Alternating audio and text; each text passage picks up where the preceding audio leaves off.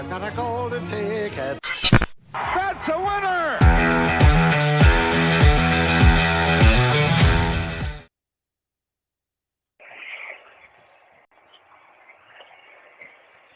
Good Saturday morning, everyone. I am here live at DraftKings at Casino Queen.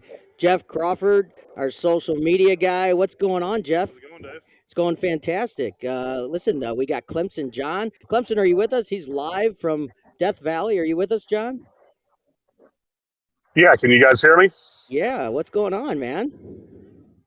Perfect. Beautiful day so far. I've been up since 5:30 this morning. I got my biscuit ready, my ankles taped. I got everything ready, man. So, yeah, we're ready to go. Big game against Louisville, so we better have a winner today or we're going to have problems in Clemson, South Carolina if we don't beat this Louisville Cardinal team. But Louisville started out 2-2, but they've won 4 in a row. Yeah. So, Jeff, what do you got to say about this? I know you wish you were there with him. I asked John to be his camera guy, but I couldn't get the time off work. I would love to see John in the action at Death Valley. I think it would be very entertaining. There's no doubt. He's not animated. Oh yeah, it's fun, guys. The Jumbotron? We actually call it the Davotron because he built it. Yeah, if you guys can kind of see that and a little bit and see the stadium, so it'll be jam-packed here in about 4 hours or so. Now, you're an hour ahead. It's 10 o'clock there, right? Yeah. South Carolina's, yeah. 3:30 local time, 2:30 Central time. Yeah. So where's the rub the rock? What's that all about? Oh yeah, touch the rock. Touch baby. the rock. Rub the rock. I'll kind of bring you guys down to see it. So. Yeah, give us a tour. Give us a tour. That's what we're. I'm so glad this is actually working. Right, this is the first time we've tried anything like this, and this is almost like professional stuff. Yeah. So yeah, no, this is very very cool. So maybe next year we'll have to send. This video board that. Yeah, look at it. Okay, so now that's the Jumbotron right there. Davotron. The Davotron, the other side of it. Yeah. Okay. Oh, really? So it's new this year. Yeah, we had a smaller one, built a new one. So. All right, so we're at the we'll kind of get some footage. This is where they come down in the buses to come down the hill, rock, and run down the hill. So I'll kind of give you guys some footage of the rock here. Oh yeah, look at that. Yeah, look at that. What's your favorite place to sit in that stadium, John? Oh, let's see here. We usually sit about right there. How many does it hold? A gate, guys. 80. Let's say 83. Yeah. This is our press pass. This is our press pass to get the phone through the gate. Yeah. That's our accessibility. Funny is John wasn't able to grab it, but we did have a press pass for today. But this is our accessibility to Memorial Stadium. Not a bad backup. John. But we usually do about the middle of the field here. So it's section O, so it'll be about on the 30 to 40 yard line or so. And closer to the hill, so you can see them run down the rock, rub the rock and run down the hill. Right? Is there? Can you get the field in there? Is there any way you can get a picture of the field? It's kind of if there was a way to like zoom, kind of, but no, we got it. Can you see it? You got it? Okay, perfect. Right there. Don't move. All right. Yeah, that's pretty cool, man. Yeah, Jeff, maybe we'll have to send you there with them next year. We need to join it. I mean, it'd be hard work, but I know you could probably push through it, right? If I get to see John in that element, well worth it. I bet it's going to be fairly entertaining by kickoff with you, right? Oh yeah, me guys. There's about 80,000 strong that or just 80,000 fit in that stadium. It's pretty sweet. 80,000. So Yeah, we're not. I guess I'm not getting a clear picture of how big 83, that 84. stadium is. Because you wouldn't think so. John. Yeah. So I kind of walk Uh, back and give you a yeah. different view of it here, and that'll kind of give you a better perspective of it. Trying to move it so you know what you can do, Jeff? Pull it up on your phone. Yeah, let's pull it up on our phone so we can see you a little clearer. We got it hooked up to the computer here, but I'm going to go on our live stream on Facebook, and let's see what we got here. So we see if we can see it a little better. Yeah, you can see it much better. Yeah. Yeah. Can you turn your phone sideways? See what kind of picture we get. Try that. Yeah. Oh, there we go. Oh, that's much better. Yeah. There we go. Now we're getting. Now we're getting it. There we go. Okay. Can you go back after this? Go back to where you were so we can get a picture of the field. Yeah, because now that let's you're zoom sideways, we can see. out a little bit more. Yeah. No, that's great. That's a great picture. I can't believe 80,000 fit in that stadium. Usually, a stadium that big goes all the way around, right? To fit that many. Oh, who's that a statue of? Little tiger statue. John. Okay. All right. This is great. Morning, Micah. Come on and join us. Micah Mills is here with us today. He's going to be sitting in with us this morning until about 10:30, and then we're going to have Pete Sipple to talk some fantasy football and NFL. We have Evan Elder, UFC fighter Evan Elder, going to be joining us at 9:30. Mike and I are going to have a great time with him. He should be on his way. There was a little ice on the bridges this morning, so it might be a little delay. I sent him a text, so hopefully he'll be here. He says he's on his way, so Bring some of that weather back with you, John. we got a lot going on. We got John live from Death Valley. All right. Micah, can you hear Micah? Like to see. Say hi to John. Oh How we doing, yeah, John? Michael like this. He's an Auburn guy. Micah's an Auburn guy.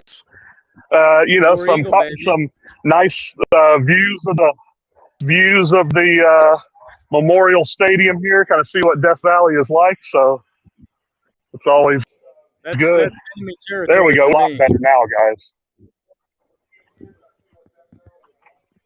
Gorgeous. Yeah, we can see Yeah, that a pretty lot better. neat, Can you right? guys see that pretty good? Yeah, and go up to the field like you did before. I want to see if we can see the field a little better now that your camera's John, are you this gonna side. run Sideways. down They got a block now. We'll have to wait till game time. Run down what? run down the hill like the I don't see the John Seahawks- running We'll have anywhere. the sprint down the hill. Dabo always leading the charge. I can spin 40, but I still got it. Yeah. Yeah. I still got it. Well, We're pushing 40 years old, but I think we're I'm gonna thinking wind of the me. clock They back might to have do it to, while. yeah, they might have to roll me down. Yeah. Well, that I'm was not always a sprinting fear. anywhere for anything. Nice ice bath to get you through it. What's that? Nice ice bath. Yeah, I've always wanted to try that. Seriously. Yeah, I don't have the nerve to try an ice bath. Have you done it? Not after being outside this morning. Yeah, I'm right. good. Yeah. On the ice bath. I've I- done it before, but it's been a minute. Our bridges here in across into Illinois, they were pure ice this Oh, yeah. morning. Is it was- still bad? Yeah, it was still bad. There were still cops all over 40 clearing up. Somebody had ran into a medium. Oh so- wow, yeah. Tractor trailer jackknife closed Highway 4455. So it was a big mess this morning. John, what's the weather like there? It looks pretty great. That's a great picture. Rain moved out from that little tropical storm. We got some nice weather today, guys. It's going to be about 66, 67, mid 60s, whatever it is. Yeah, that's a great view. He's in the Wow. Do you ever sit at the top? That's got to be a little nerve wracking sitting like on the edge at the top, or that would make me a No. little nervous. No. Yeah, I don't like heights though. No. No, I'm not a big heights guy. And those yeah, stairs. me neither. I don't mess with that. Yeah, Sun Devil Stadium. I know that holds at least 70,000, and I was at the top once, and I couldn't take it. No. I was at the back at the top, and you could look over, And you feel and like I'm you're like, gonna fall. yes, no, thank you. And how steep the bleachers Yeah. are up towards the top. Yeah, where's the It's students terrifying. section? Where's the students section? Where's that at? Right right, right below the rock there. You can't see it because you see these banners they got hung up here. Yeah. You can see kind of says the hill and then the Tiger Paw banners. You can't see because I can't go past this gate that I'm at, but it's right below the hill. That's it. Okay. So right below Howard's Rock here. So the students sit on the hill. There's no assigned seating. It's just come one, come all, and let's sit on the hill, you know. So directly in front of us, is that the rock? Oh yeah, that's what was brought here from Death Valley, California, the actual Death Valley, California, and 70 years ago, or however many years ago, and it was put at the top of the hill. So this tradition started a long time ago, guys. Yeah, this is a great view. Now, John, how come there's two teams that are called the Tigers and also their stadium is Death Valley? Well, LSU that name from us is how it happened. So I knew that's what he was going to say. I set him up. I put that on a tee for him. yeah, you guys can broadcast that all the way to Baton Rouge if you want to. That's perfectly fine, But poor man's Death Valley. All right. Oh, that's hilarious. Thanks, Micah. You got it. I appreciate it. So I had to put it, I had to put it on a tee for him. All right, where are we headed next? yeah, I'm just so glad to see that guys. Okay. So I'm just so glad to see there that LSU is kind of, they had their big win yesterday, but after they won,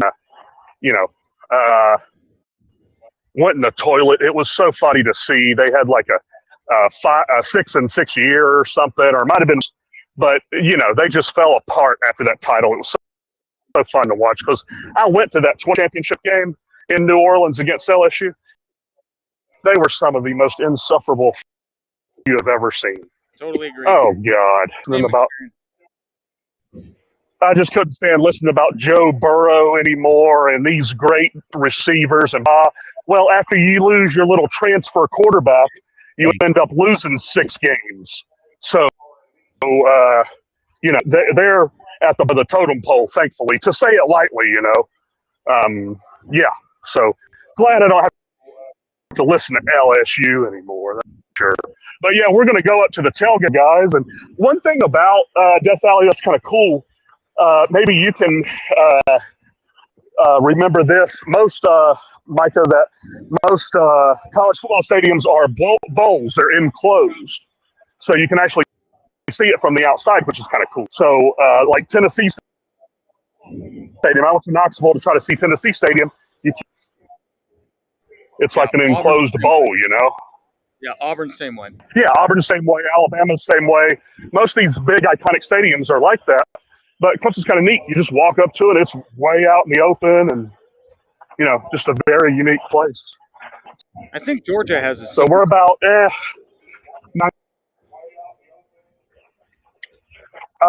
is open, but it's not completely closed. Yeah. There's, I know there's a they got some hedges there. What's it? Say that again, Micah? I know that there's a vantage point from outside of the stadium at Georgia, and we don't have that at Auburn. Like you can only see the exterior, no looking in. Right. All right, so this is the tailgate spot. But, I wonder how is it? I imagine this is an enormous area, right? You typically take yeah, it's intramural sports, like the elite little college league sports that the kids get together for intramural leagues and stuff. Stadium. This is usually where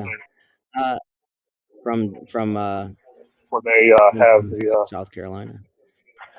Yeah, hey, this is great. Are you going to tailgate later this morning? Are you going to? Oh yeah. We're already getting. So what? We're already getting set up. They put the truck and where they're going. They're when the day of the game, David, you got 10,000 things to do. So they're out doing all the errands, food, all that stuff. They'll be here in about an hour. Yeah. Being Okay. here about So, an hour. But yeah, this is, as you guys can see, hey, John. this will be all Hey, like the tailgate spots and what kind of food do you? What kind of food we got going on today? Jeff wants to know Oh, yeah. because he's going to be there next year oh with you. god, Excuse me? yeah, man, there's 100 tailgates. Well, I understand, but you just You walk know, and say, more than a little "Me." spot. I mean, you just walk up to Absolutely, anybody and say, man. "Give me some food." Absolutely. Stupid question. You know, I'm you sorry, my say, you bad. know, walk up, say, what do you think about the Tigers? What's going on? What y'all got to eat here? What's going on? You know, that's how, you know, I just it's tell them, Clemson family, man. That's how it is. I'll be all right. Yeah, that's just how it is, man. You know, Clemson family, you just walk. Everybody have Bojangles, you know. Oh, Uh, that's that chicken spot. I got to have some Bojangles chicken, so you'll have that. You have some good food going on. You can have anything you want, David. They got it from the letter A to the letter Z. Anything you can think of, it'll be here. But yeah, here's a little exterior of the stadium there. So Just keep talking. yeah, that's we'll tell that for sure. My way back down to the front of the stadium, we'll get another view. Here's a good shot here. Let me pan over here. Here we go. All right, can you guys hear me? Yeah, we can hear Yeah, you. we can hear Can you you. I hear just us? want to know if everybody can hear us. So, yeah, I'm talking to him, but I don't hear us on the speaker. Like I only hear him. Okay, all right. That's all I'm asking. All right, we're Yep, good. we're good. So yeah, this Okay, is we're a good. good shot of the exterior, like outside the Oh, that's a great um, shot. visitor side. Yeah, I'm standing on the visitor side of the stadium here. So this is a good shot here of the stadium here. So it'll be jam packed. It'll Hey, be top deck to the other side of the top deck. why don't you It'll see be who the packed. It's officer sold likes out. today? Why don't you see who the See officer who likes today? Get us a pick. Yeah, the ask him officer? to give us a Oh, pick they got. today. Yeah, ask him to give us a pick today. Oh For yeah, the rest I of don't know. the game. Yeah, I know. I'm just kidding. All right, John. So let's talk about your picks today. What a Yeah, great view. You can keep showing us the stadium while you give us your picks today. sure. This is a great view. Yeah, absolutely. Keep giving us a view. Let's get started. Who do you like today? Starting 11 o'clock. 11 a.m. games. Well, I know one that first off, I think the Virginia Pitt's the best pick of the day. My best pick of the day. Um, Looking at this, I mean, Virginia scored 28 points last week. They had 21. It was 21-35 or something like that. They score a garbage time touchdown against North Carolina, so they end up scoring 28. It's the most points they've scored all year. But keep in mind, they scored 28 points against North Carolina. You know, North Carolina's starting linebacker, I think, is Casper the Ghost and a few of his friends. So they have no defense. I mean, they have zero defense at North Carolina. Pitt's gonna put up a more defensive challenge. So I really like Virginia getting 4.5. So I think that line's still 4.5. Can you check that one for me, David? Yeah, right now it's sitting at, let me see, 5.5, -5. Pittsburgh's -5.5. We're getting another point. We'll take that anytime we can. So No, yeah, they're we'll do Pittsburgh's Virginia minus plus five and a five half. and a half. Yeah, I'm taking No, Virginia Pittsburgh. plus 5.5. Oh, you're taking Virginia. Okay. Yeah, Okay, gotcha. they hadn't been able to score all year. They scored 20. They didn't play anybody defensively last week. They played a very offensive team. May is one of the best quarterbacks in the country, by the way. This May kid is lighting it up. He's got more passing yards, more touchdowns, more rushing touchdowns than the Ohio C.J. Stroud. But radar, nobody respects the ACC. Blah blah blah blah blah. SEC and the big schools and blah blah. This May kid at North Carolina is lighting the world on fire. Just to let everybody know. But he don't play defense for North Carolina. They can't put him at safety or defensive back, so they are just defensively. And that's who Clemson's probably going to play in ACC is North Carolina. So, our Clemson's struggling offense, they'll have to get it together against North Carolina, of course. I mean, they got no defense. So we'll take Virginia plus 5.5 as my pick of the day. That's one of my favorite picks of the day. I can't think of a better game than Virginia plus 5.5.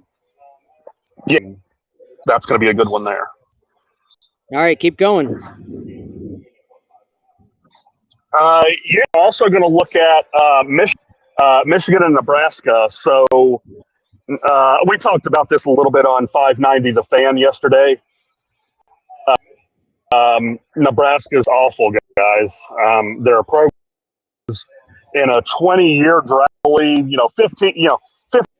20-year drought. I think the last time they made any when I think Eric Crouch was the quarterback, like in 2001.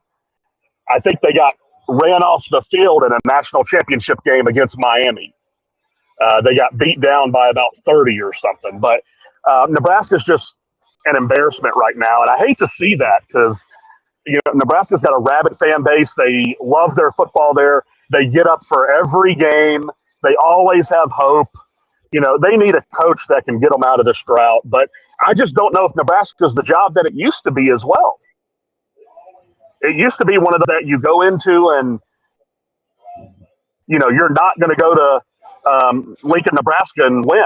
You're just not going to. But everybody beats them. So we're looking at Michigan minus 30 here. I think it's still minus 30. Can you check that for me? That game still minus 30. Minus 30. Sorry. Yeah, Michigan minus 30. If you can find it real quick.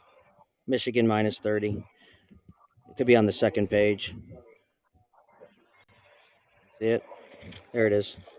Minus 30 and a half. Okay. Yeah, so minus 30 and a half. They're going to win by 38, at least 37, 38 points. So Michigan's just going to embarrass a struggling, embarrassing Nebraska team. It's just it's been sad news for Lincoln a long time now. So hopefully they can find a coach and, bring them out of that. So happens in Nebraska, going forward. But they're going to get crushed today. So let's put our minus 30 and a half. And I also like Mizzou today, David. I like Mizzou. Plus the points. They're getting 20 and a half. So we're going to have to buy the point, guys. We're going to have to buy this half point to move it to 21. We don't want to lose a game by 21 when the line's 20 and a half, right? Oh, I agree. Yeah, so we're going to move the point, move the line a half point, buy the hook. Mizzou plus 21 is going to be the pick here. All right, hey, John, it moved to it's only plus 20. It's close this year. It's only plus 20 right now. Plus 20? Yeah. If you want to get it to 20, I'm going to get it to 21, guys. If you do that, it's going to be minus 1. So you can lay an extra, that's okay. an extra 10% or so to move it to 21. And if you're parlaying these guys, you might I know at Kings at Casino Queen at the kiosk, you can 5, 6, 7 points on single games. So if you go into the kiosk, go to the all section, and it'll be under alternate spreads. This thing, you can move all these lines in your favor by 5, 6, 7 points and parlay them together. You might can get some great odds there. But if you're going to single bet this stuff, it's the safest way to go. The easiest way to make some money is to get single bets. If you want to get Mizzou minus 12, which is going to be a key number, then you're going to be laying minus 130, okay? Yeah, that's fine. Ryan and I talked about this yesterday on 590.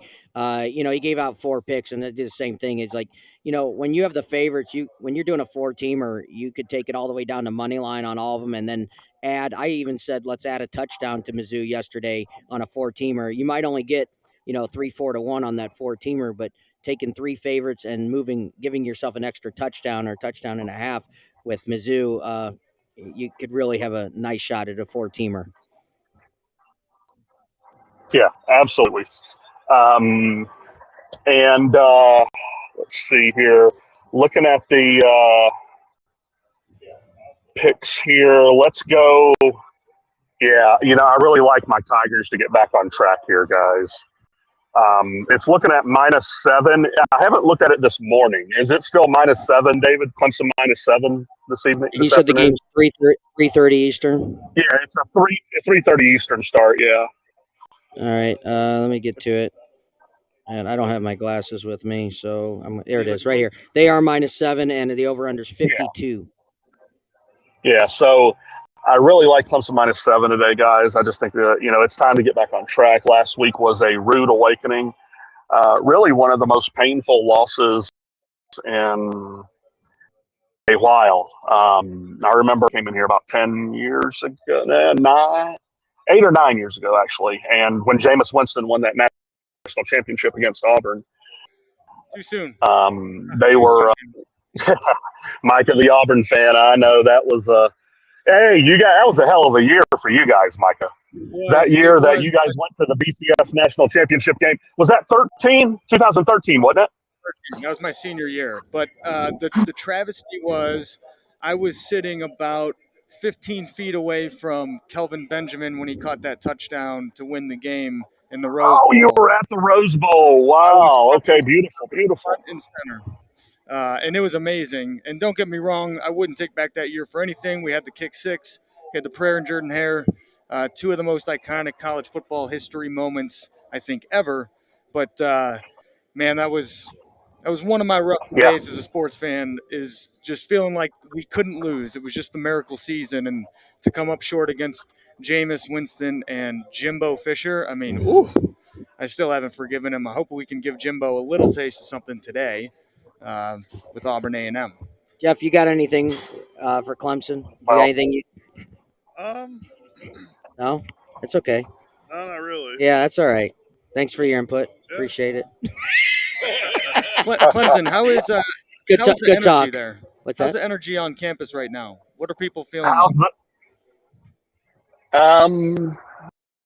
Yeah, I mean, honestly, after last week, that was a we're just anxious. I think the key word for this fan base is just anxious to see what's going to happen today, especially with the quarterback situation with DJ and Cade, Klubnik going back and forth,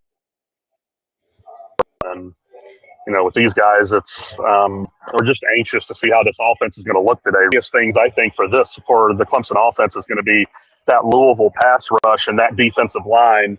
They forced 6 turnovers in one quarter against Sam Hartman and Wake Forest a couple weeks ago. So that defensive line's Yeah, real quick, take your finger off the camera.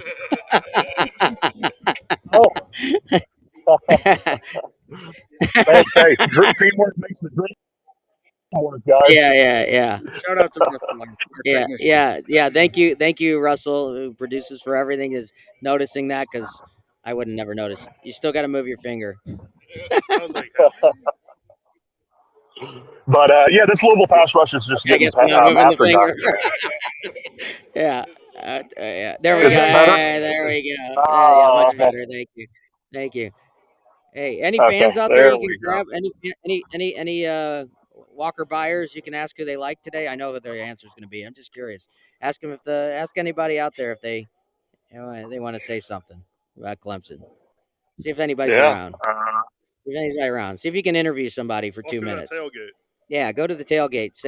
Just tell them they're on the winning ticket. We're doing a live stream. You got any picks today? Sports betting podcast. All right, no picks from that guy. All right. He was a Louisville fan, though. I'm not going to bail you out, John. It is kind of early. That's all right. Well, early we're giving it a shot, right? Yeah, absolutely. Yeah, absolutely. There's no security. I don't see any security anywhere.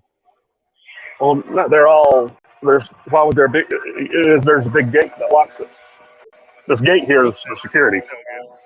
Okay.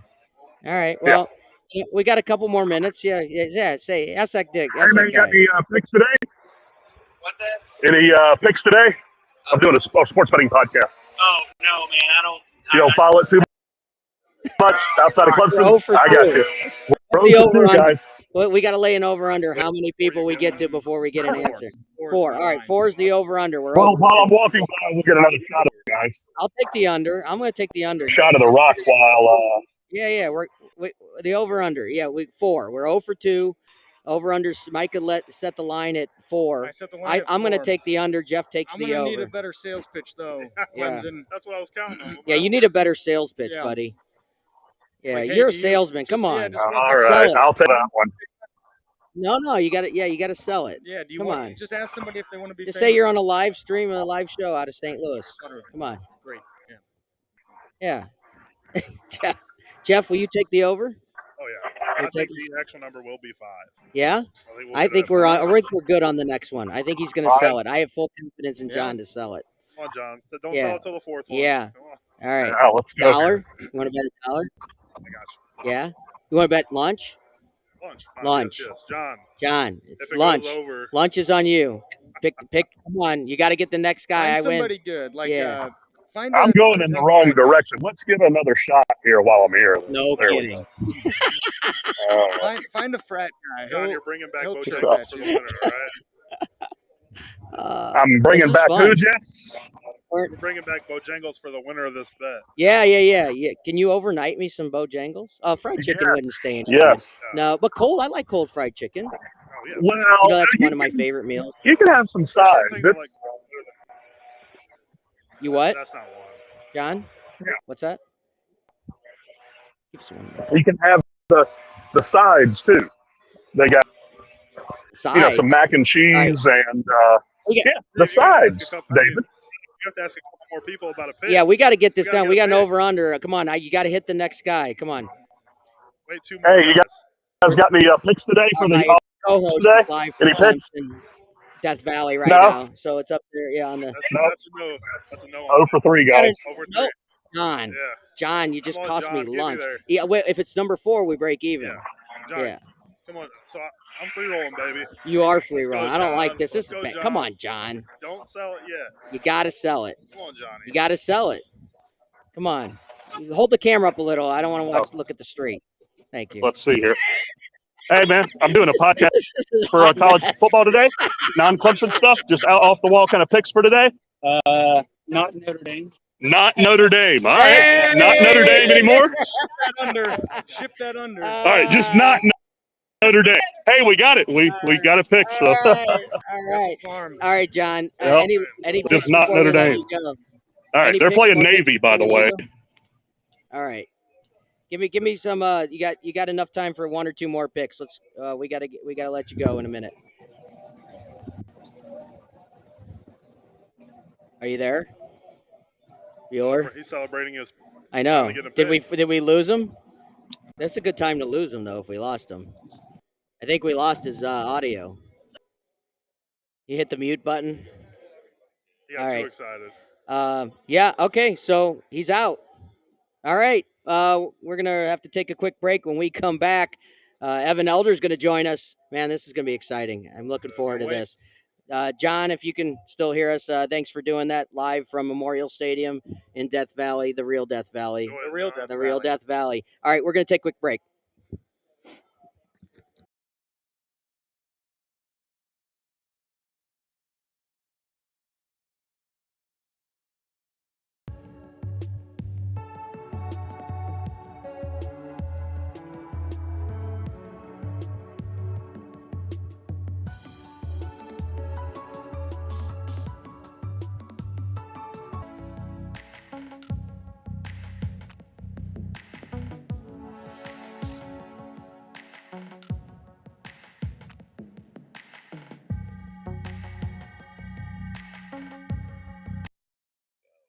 Oh, welcome back, everyone. We are here live at DraftKings at Casino Queen. What a freezing Saturday morning. Ice on the bridge, but we're all here. Micah, thanks for joining me. So glad to be back. Hilarious that it was 80 degrees, 2 days ago? Yeah. And now it's snowing. Yeah. So, welcome to St. Louis. From sunny Florida, we have Evan Elder joining us from the UFC. Can't wait. He'll be here in less than a minute. So pretty exciting stuff. I can't wait for this. I've been looking forward to this. And before he jumps on, I think it's important for our audience to know how elite you have to truly be to be signed by the UFC. I mean, it really is. It's the equivalent of being signed to Liverpool, or I mean, it's just the most premier program, and there's every single guy who's out there fighting or gal is looking to become a signed UFC fighter. So exciting to have him on. Training out of Florida, out of Michael Chandler's camp, who is fighting today. Can't wait to hear a little bit about his backstory and get into it. UFC 281, absolutely massive card. Back to back, I think, killer events for UFC 280 a few weeks ago, and now 281. We have 2 title fights on the line. It's going to be a packed one. I can't wait to get into it. Yeah, I'm more looking forward from my aspect. I love the gambling part, but I can't wait to hear his journey from here in I believe South County to the UFC. Yep. And here he comes. Yeah, come on in, man. We're on live and ready Jump to on go. in. Yeah, jump on in. We got a lot of questions for you. Hopefully you can stick with us for the next hour. Yeah, we're gonna. I'm not gonna say tag team. But that would be. I don't want any part of that. If it was a 2-on-1 in a fight, I still would take him. I would take him 5 on. Yeah. There's none of us. It'd be a problem. There's none of us. It'd be a huge 'Cause problem. I know that Evan, you and I talked the other day, and we were talking about, and we'll get into more of this, but like what hurts and the injuries that last the longest. Yeah. And I asked you about the legs, Leg kicks, right? yeah. And that looks the most painful, and you told me that takes the longest to heal. Yeah, but I mean, not the most painful. Yeah, I mean, it's I mean, I guess it's all subjective. Pain itself is subjective. So, but me personally, I've had some of the injuries that take the longest for me are like low calf kicks. You know, there's not much meat. You're getting a lot of like deep bone bruising. So it's stuff that you can usually work through in a fight. I think body shots are actually the most painful. Shots to the head actually probably do the most damage. But the legs and body, man, they are not fun to get hit in. So now, in watching your fights, I love your jab. You got a great left. What would you say your biggest strength? And in reading some of the interviews that you've done in the past, and watching some of them, you seem to be a very well-rounded fighter, and not having necessarily the strict background like most guys come through wrestling or jiu-jitsu or boxing, whatever it might be. What do you think is the biggest strength of your game? I think the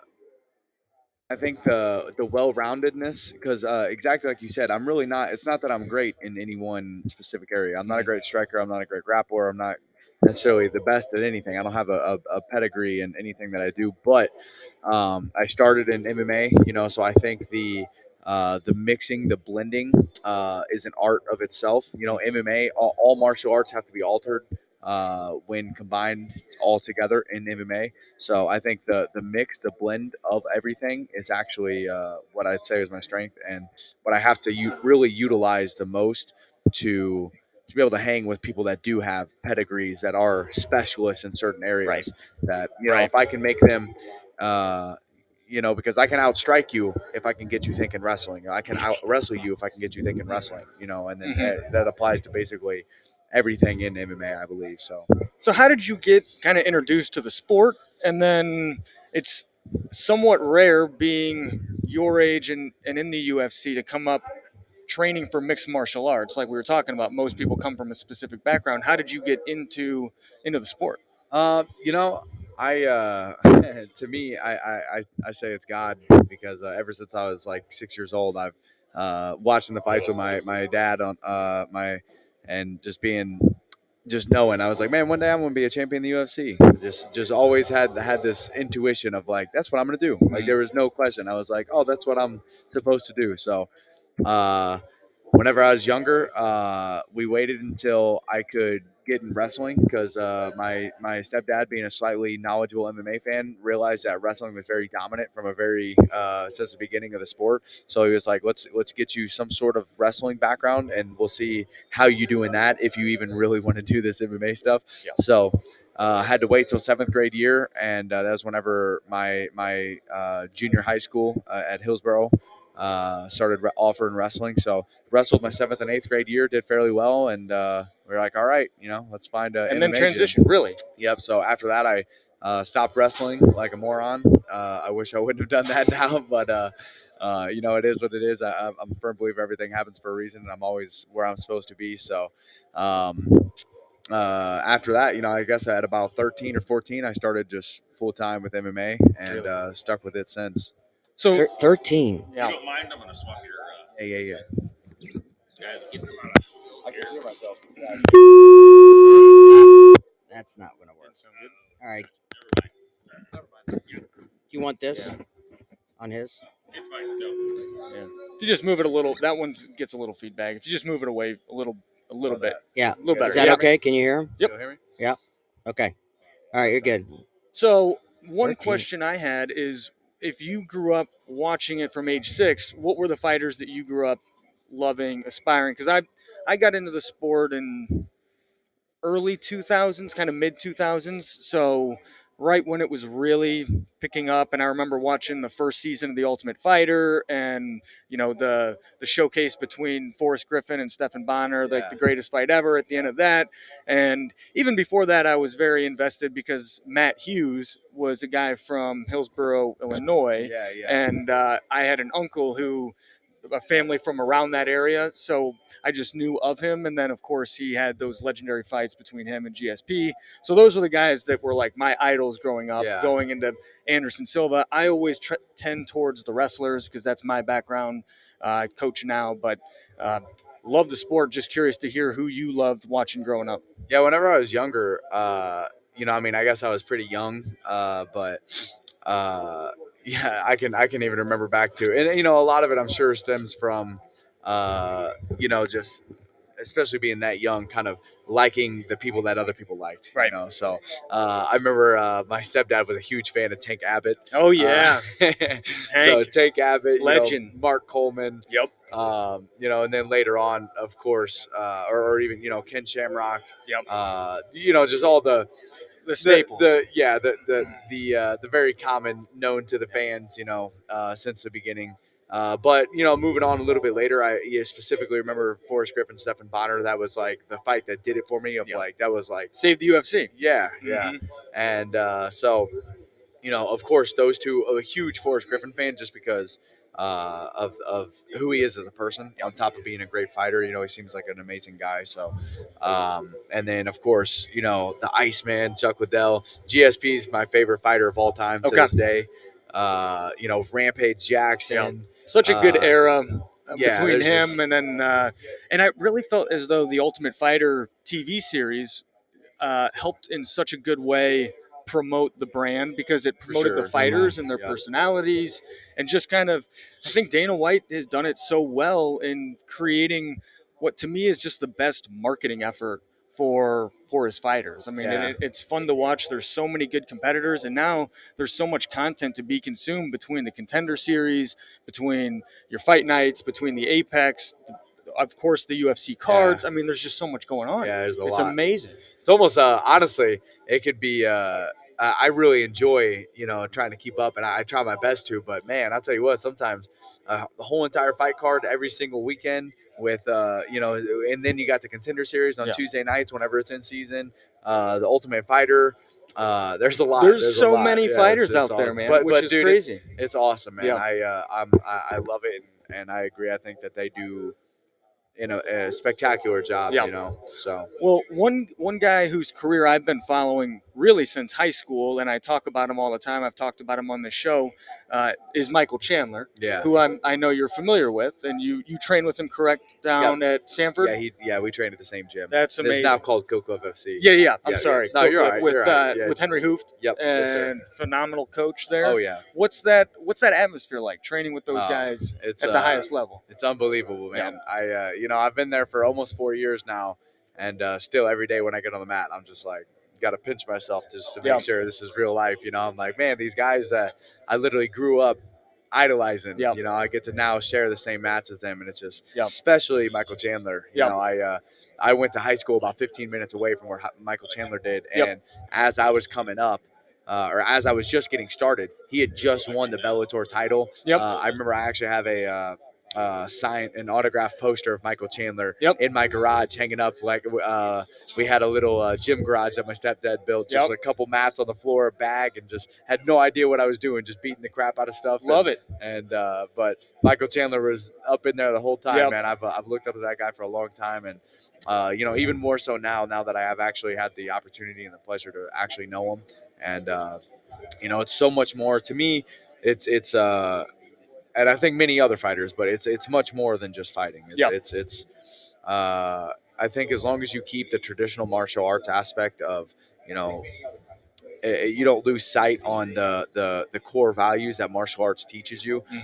Martial arts is very analogous to life and is one of the best practices for everything outside the cage as well. Yep. So 100%. so knowing somebody like Michael Chandler that is an exceptional fighter and even more so an exceptional human being is very inspiring to me, and has really showed me a lot of what I aspire to be. Yep. I hope that one day I can be great in all areas of life. Yeah, well, he's always been an inspiration to me, and I remember watching him when I was in middle school at the state tournament, losing a state tournament finals match, and I had known them from growing up from wrestling. His brother Matt was close in age to me, and we had wrestled throughout. And then I went to a bunch of camps that Chandler was at, and then I actually went to his camp that he hosted right before he started at Bellator, right after he got out of Mizzou, at Northwest High School. So my ties to him go way back. And I remember right when he started fighting and got into Bellator and went on an insane streak saying, this guy's for real. Yeah. I mean, he's just, even in college, he was the hardest worker. He's a total hammer, and he just does everything right. All of the little things, diet, nutrition, taking care of your body, recovery, and then just living the right way. Yeah. I think that goes a long way It for sure does. not just being a great fighter, but longevity. And he's been in the sport now however long. Yeah. And it's very telling that I think he's not going to have that kind of long career without doing the little things the right way every absolutely. single day. I mean, the guy is as disciplined as anyone I've ever seen. Yeah, no, I agree. I think that the little things get very commonly overlooked. Especially something I think about now is at a high level, everybody's going to do the hard stuff. That's what's required. Mhm. You know that you're not gonna accomplish anything if you're not doing these incredibly hard endeavors. Everybody's going to show up to practice. Everybody's going to work super hard. Everybody's going to train twice a day. Everybody's going to give everything they got in those regards. But how can you take that a step further and try to further the gap between you and your competitor? And it's going to be all the little things. What's your warm-up routine look like? What's your recovery routine look like? What's your nutrition look like? Are you, how many hours a night are you sleeping? Are you not staying out and partying? Are you not enjoying the luxuries that a lot of that this lifestyle brings you? And staying disciplined just in all areas. And he's definitely one that does that. Oh, 1,000%. And it's All right, one more tweak. You're I'll good. leave you alone. I No, promise. I'm messing everything up. it's interesting because it is You guys done great. going to a card like today. You see someone like Adesanya who has really gone from I wouldn't say nothing. He obviously had that illustrious kickboxing career, but the level of fame and money and stardom, do you think that is a distraction for a guy like that? Or is he coming into this fight focused, ready to go? I think I think it's everything's subjective, man. It's everything can be good or bad on it's completely up to the individual and how you handle it. So I think that of course there is more opportunity to probably mess up, and it's easier to be tempted with the number and the amount of temptations that that fame and the having the finances to do whatever you want. I'm sure I can't speak from experience, but I could just imagine that as your fame and wealth grow, so do the temptations to pull you off of that path that got you there in the first place. So I could see it, but I also think the level of competitor it takes to rise to the top of what is, in my opinion, the hardest sport in the world, I would imagine that dude is dialed in. Like Okay. he ain't worried about that dude ain't doing nothing but punching people and watching anime. Like he's not worried. That is true. That's his You thing. know, he ain't worried about. I doubt that he's allowing any external distractions to pull him off course, especially with what is probably his most challenging fight to date. Well, and it's interesting because outside of his champ status title shot with Blachowicz, it doesn't seem as though he's had much of a challenge to date. He's Yeah. had a couple of scraps, but it seems to me as though he's really cleared out the division. He's just head and shoulders above everybody Yeah. else at that 185-pound limit. I mean, Yeah, I would agree. I think that not to discredit any of his competitors because they're man, even just to be in the UFC is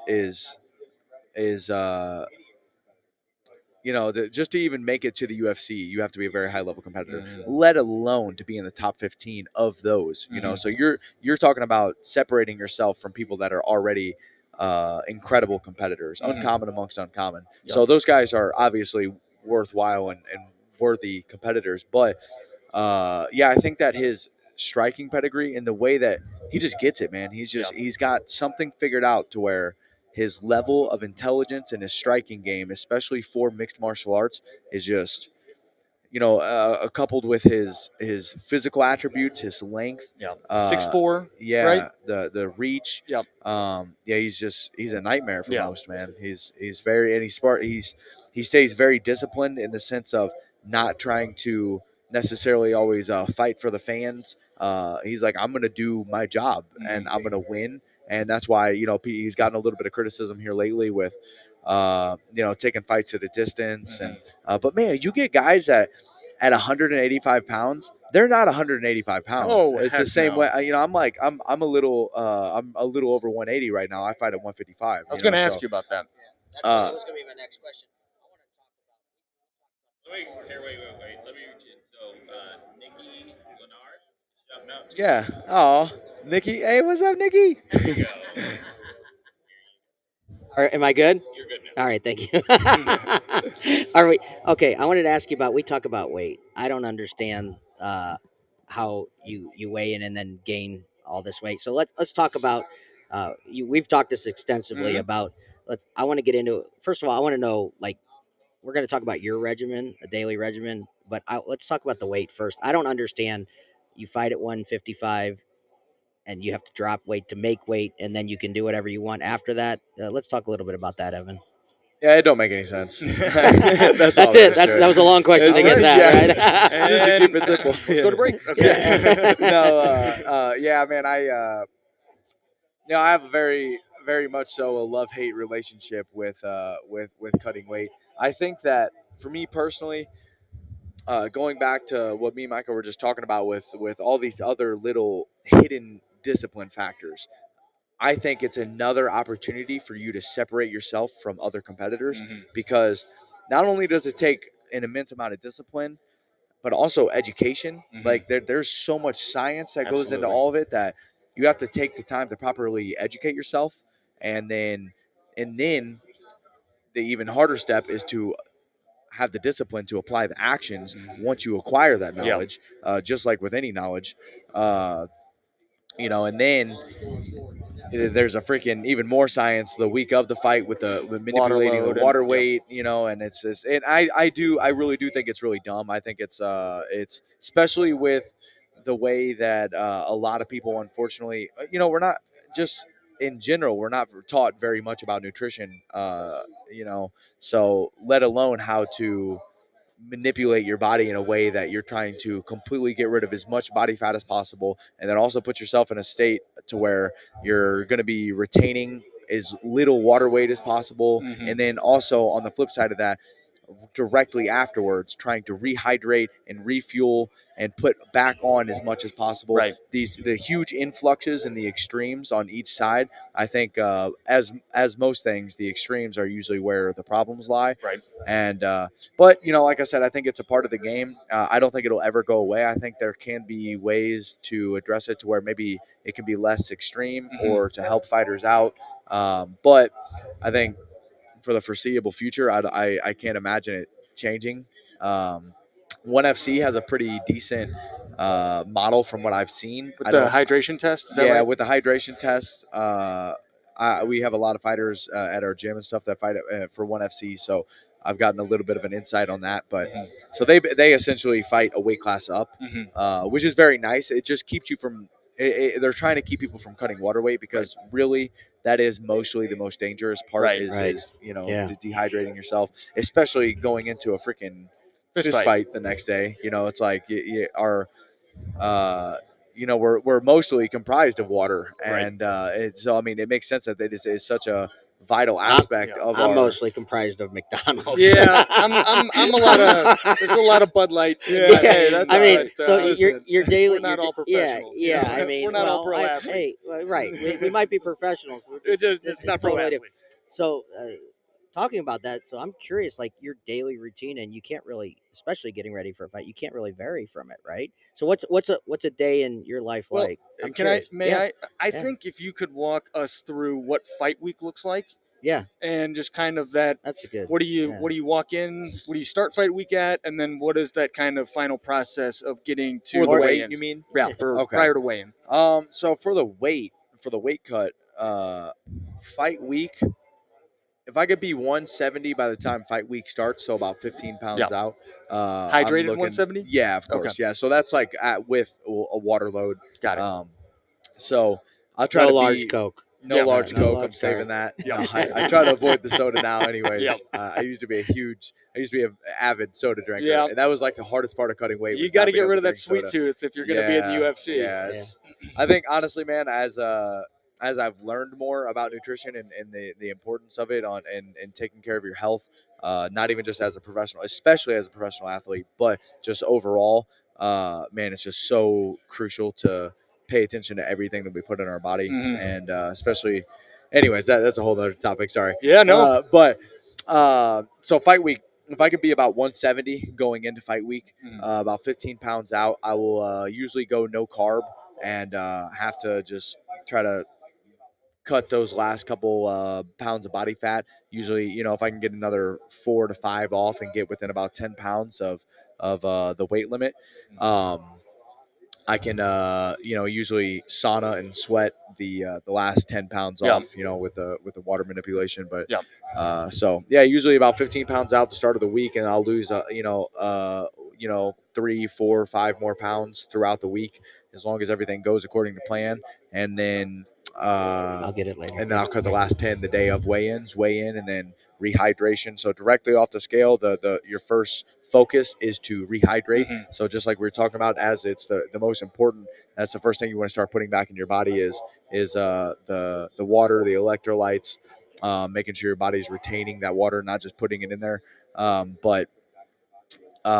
then work on refueling. You'll start having a lot of carb heavy meals, and that's actually not really a time. I'm a big advocate for vegetables and all kinds of phytonutrients and making sure we're eating the correct things. But that's really right now, after depleting yourself that severely, you need to focus on the macros and get a ton of carbohydrates back in. So does vegetable fried rice count?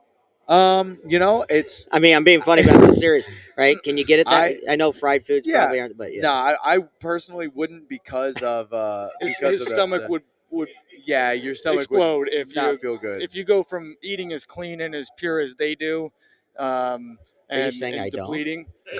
I love. I mean, really, I mean, I love it. I think everybody will get down on some chicken fried rice. So you don't worry about that. When you are doing the weight cut and you haven't had your carbs or you haven't eaten, like, what's the food you crave the most?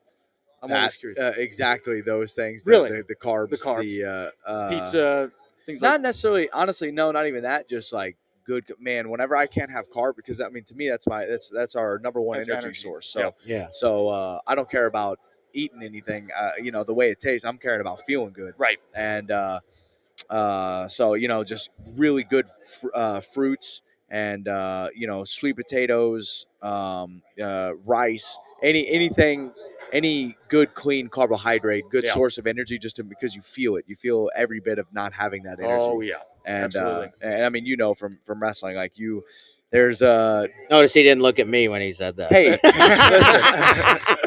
You're the picks guy. You're the talent. I mean, you know? he's directed over there. I mean, all the health questions are ended up that way. I am a long way from my 125 pounds wrestling days. Is that what you wrestled at? I wrestled 125. Wow. Yeah. And I cut a significant amount of weight for, not significant for what you guys do, but for high school. And the difference is, I guess, you step on the scale, you got an hour, and then you don't wrestle. get 24 so hours. you don't to have the refuel. full recovery time. And, Yeah. I think it was tough. wrestling. I say MMA is the hardest sport in the world, or one of them for sure. But wrestling's right there with it. It's good for your character. Yes, Yeah. it is. Yeah, I love the saying. I'm sure you've heard it. Once you've wrestled, everything else in life is easy. That's right, Dan Gable. Yeah, That's right. Well, I promise you, when we watch your next fight, which we're going to talk about here in a Oh, second, because it has been scheduled. Yep. Right. I promise you, while you are fighting, I will have a cheeseburger and pizza in I front appreciate of the you TV. honoring me that yes, way. Yep. I will be And a thinking beer. of you. And a beer. I'll do a shoey when you win. Heck yeah, let's go. So Tight Dewey Boston we style. got that covered for you, and just think, channel all that energy you would get from that Yes, sir. crap. Yep. We're doing it for you. Thank you. I All right. appreciate that. All right. Let's talk about your next fight. It's scheduled. Yep. Micah, I know you're looking forward to this. I'm looking forward to this. I am. I And can't. What's I the wanna guy's hear, name? What's his name? Azim Sadikov. Sadikov. And that's a scary name for me. It is. I immediately was like, man. I don't like that. I don't like that. Anyone. Well, first off, there's been some famous wrestlers from Russia that have been Sadikov, but it's just anytime you have a name like that, it's just Now, it scares me a little I'm bit. very geographically illiterate. I believe he's from Azerbaijan. Yes. If I said Yes. that correctly, which I probably Where's didn't. that? Azerbaijan. Is it just outside? It's like I want to say that it's Russia? a Russian sect, like a Dagestan, or I it's right hope in the we're not area. messing Okay, this so he up. says these guys train with bears. I I mean, The Habib. I mean, yeah. Habib is notorious for. I mean, what's going on bear there? wrestling. What's your training regimen like? Yeah. You train with a bear? How do you I beat do not. somebody who? I- How do you beat somebody who wrestles bears as a kid? You know. Yeah, I mean that's why Khabib Okay, is who he is. so knowledgeable questions?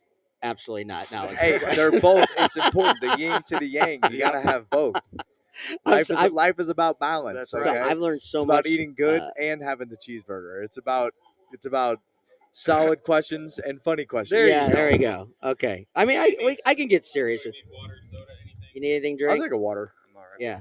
Yeah. I mean, it's not all about. I mean, I can be serious. I try not to be. Right? No, but I am curious. Right? You're talking to somebody who's new to the sport, and I am curious, like what you have to go through to be at your level. I mean, it just absolutely astonishes me how you have to live your life, and you have to change the way everything that you do. Right? Yeah. Right? I one of my favorite quotes, and I think it sums up.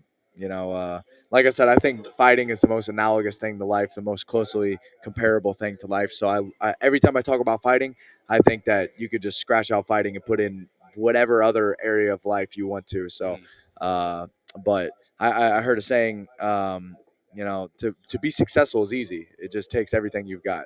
And I love that. I think that's exactly true with, especially with what we do, man. It's like, you don't have to, work hard. You don't have to be disciplined. You don't have to dedicate yourself fully, but you also don't have to win. You also don't have to be successful. You don't have to do any of these things. None of it's promised. Every bit of it's earned. And why did he look at me when he said all that? I was going back and forth. This is actually an You don't intervention. have to be successful. You don't This is a have to work therapy hard. session. You don't Yeah. have to do No, you anything. Yeah. You're working harder than I am. Yeah. Well, that's you can not- tell that's not true. you've been hanging out with Chandler because talk about a motivational guy. And the only thing you left out there was small kid from a small town who was taught to do small things. He loves Yeah, saying that, and yeah. it's true. Yeah, it is. And I think you're also a perfect example of somebody who, for me, I probably had a similar outlook on watching the UFC growing up, being a wrestler and saying like, man, that's what I wanted to do. And I got hit in the face a few times and I was like, maybe I'll just talk about it. I'll let you guys handle that kind of action. But it's very clear that you spent a good amount of time with Chandler just based on the way you talk, and Oh, he's thank you. very similar, and I mean that as a compliment because what an upstanding guy. Oh, I mean, thank you, man. love Yeah, that no, guy. he's an incredible guy, Yeah. and he's definitely helped me a lot in the sense of even just giving me the direction of man. He really did something that probably impacted me much more than he even knows. But he gave me a copy of Zig Ziglar's book "See You at the Top," where he got his infamous saying "See you at the top." See you at the top. Man, I love that. But wrote me a little note in it, and it really inspired me to really be great in all areas of my life. Mhm. Just to, I think that everything happens for a reason. And I'm very thankful for. Thank you, buddy. Very thankful for the way everything has ever played out in my life because I think every single event, every single situation, circumstance, whatever you want to say, has had to happen in order for me to get to wherever Mhm. I'm at now, whether that be good or bad. But uh, for most of my life until I was 21 or so, 22 even, I was completely just focused on being the best fighter I could be. Mhm. And then I got some great mentors, some people like Michael Chandler that, kind of helped me realize and open my eyes to like, man, there's a lot of other areas you need to be great at and great Mhm. in. Like this stuff is much more important than just fighting. Yep. There's a lot of fighters that are great fighters that unfortunately haven't put that same discipline and effort that they put into their training that they do into other areas. And that was like one of the biggest shifts and kind of a paradigm shift for me and just life in general is just like I was saying. I mean, I've beaten a dead horse with it, but like fighting is just so relatable to everything else in life. It's like now that I've gotten reps and understand how to be good in this area, take that and apply all those same Mhm. that same discipline to everything else you do. Mhm. And man, that's been a kind of a cornerstone for me, like a Yeah. turning point. One of So- my reasons Yeah. for I'm sorry, Dave. One of No, my it's fine. reasons for being so in love with the sport is watching guys like yourself or watching guys like Chandler, who's had his setbacks throughout his career, and he went that 688 days, which he talks about, of without a win, and prior to that had kind of been a skyrocket, hadn't taken any losses, and then all of a sudden hits a big dip. And to see kind of that is a pure reflection of life, right? There is Yeah. ups, there is downs, Yep. and it's really a matter of how are you going to attack the day and how are you going to continue to improve despite setbacks. And Yeah. that's the beautiful, horrible part of the sport, Yep. And All life. right, real quick. This is amazing, right? And it's flying by. Could But do it all I day. want to get to his fight. We Yep. got a lot to get Please. to. I want to. I'm I want to terrible. I tend to veer off. No. That's great. I mean, it's just amazing how this is flying by, right? Yeah. Yeah. I mean, we're having so much fun for sure. And I'm so glad you're in town. Just happened to be in town from Florida. Yeah, This yeah. worked We out were gonna really do this. well. We were Yeah. gonna do it remotely. Yeah. So this worked out amazing. But I can't pronounce the guy's name. Well, I'm sorry. What's the guy's name? He's Nazim Sadikov. What do we know about this guy? He's traditional southpaw, so he's left-handed fighter. Keeps a good high tight guard. He's got good power in his left hand. He's got solid boxing. Throws good spinning kicks. Seems like he's got good top pressure on the ground. I haven't personally seen him too much on the bottom, but. He's tough, man. He's good. He's solid. I mean, man, like I was saying, All these guys. You get in the UFC, you're there for a reason. Like you don't. There's no easy It's fights. very very hard to stumble your way into the UFC. Like you don't Can't just be done accidentally. And then especially, I've heard people talk about like champions in the UFC of like, oh, he's not actually that good. He's just kind of like, he's just had things work out in his favor. I'm like, Whoa. even if he has the greatest luck in the world, you don't just accidentally find yourself in a position like that. So, I mean, so to wrap this back, bring this back around because I'm getting off of the That's reservation okay. again. Good. It's all right. That's why we have Yeah. you here. Hey, listen. We're used to hearing this show is I'm the one that's long-winded. So no, it's great. No, we love This it. is all Loving good every insight second. from. Yeah. We don't get the behind the scenes look Yeah. all no. the time. So I for mean, me, it's this is what we I live mean, I've for. learned so much on the outside of the sport from Micah and the prodigy, which you guys, he's been on many times already. So I've learned so much in such a short time about the sport, and then talking with you away from here, and I I mean, I've just become an incredible fan. Now I want to learn more. Now I want to learn. Yeah, but having the insight from the inside, this is pretty incredible. I know that Mike and I and everybody else is having a great time listening to you. Absolutely. Yeah. So And when is that fight? Is it February scheduled 18th. February 18th? Yeah, Okay, we got to yeah. figure out where we're going to be to make sure. Where is it at? Where's the It's fight going to be at? at the Apex. At the in Apex? Vegas. Awesome. In Las Vegas. Awesome. Yeah. Yep. Yeah. That's a terrible place. Yeah. Yeah. The fight capital. Yeah. Although tonight the MMA leader once again descends on the city that never sleeps here in New York, Madison Square Garden. It's going to be a big event, 281. How are we feeling about it? Those fights are tonight, I know. dude. All right, I know. we got about Crap. 15 minutes. Okay. So let's roll through the card. Yep. Micah, as we talk about each fight, go ahead and give your pick for the fight. Okay. And after you guys, I'm going to let you guys Let go me at make it. sure I pull it up. And if I have anything, I'll throw it in there. But yeah, you got about 15 minutes to cover the All card. right. So a couple things on today. One, this could be a big hit or miss week for me, but I'm going for value, Dave. I know you love yourself some good value. Yeah, always. So that's what I am looking for here. Now we got, I believe, kicking off the card, we have Claudio Puelles. Yep.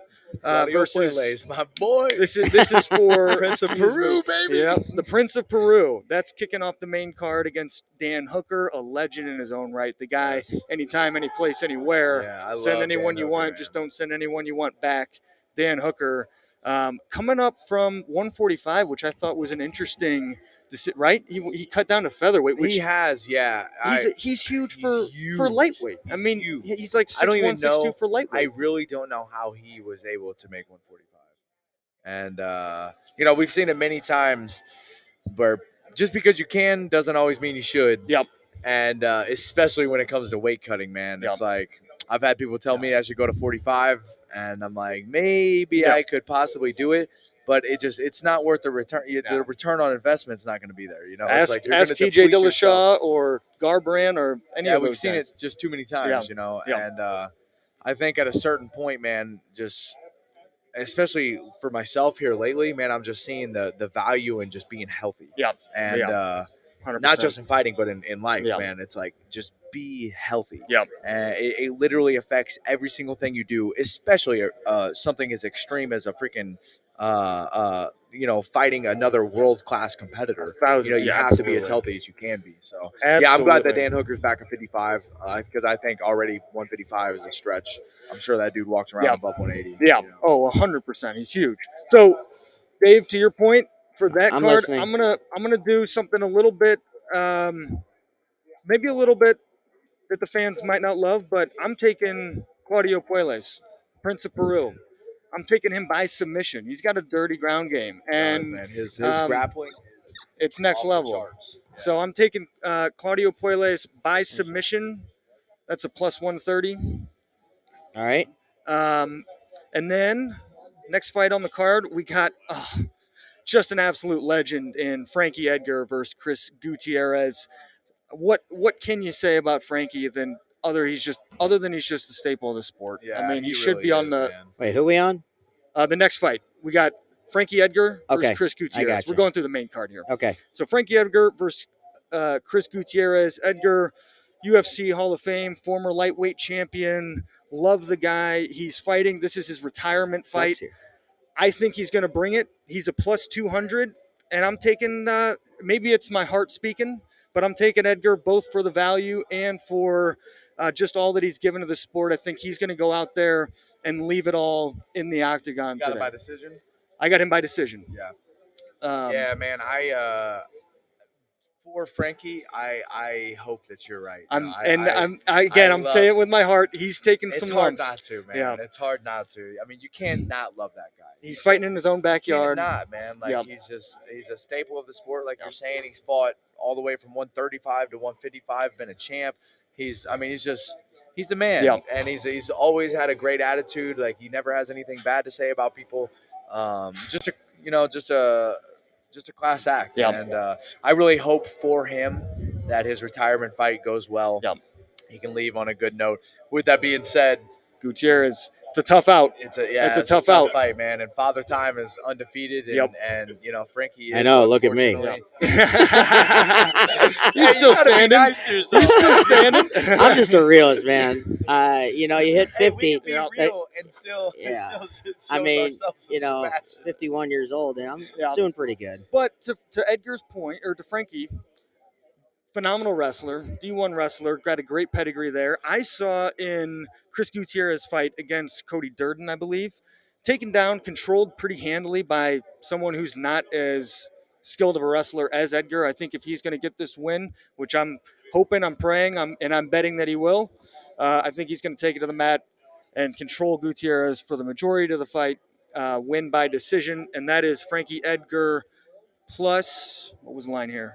I'm sorry. Well, just to plus win, 200. He's just to win. He's plus 200. Yeah. So win by decision. Probably going to get a much better price if you just. Yeah. Yep. That's Win all by right. decision. We can find it out. Yeah, I'll find it out. Man, I'll tell you what. Something I'd like to touch on just real quick, since we're talking about. Man, I think something that a lot of people, just the casual fans, don't really understand is there's so much that goes into it that each fight is so much different. Mm-hmm. You better hope that you show up on that night, because it is really easy to have an off night. Yep. Like, it is like you can have all the skills in the world, everything will be great, and those nerves hit you for some reason. Yep. Whenever you walk out, like you didn't do enough mental preparation.